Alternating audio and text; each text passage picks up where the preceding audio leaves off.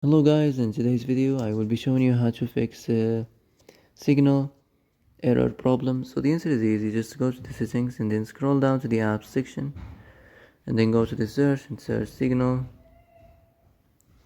and then go to the storage, and here you will find this clear cache option. Click on it. Now you can go check it if it works, and if it didn't you can try to restart your phone or turn the Wi-Fi off and on, or the Bluetooth or the airplane mode.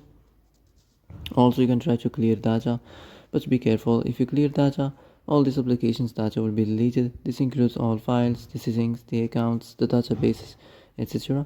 So be careful if you want to clear your data.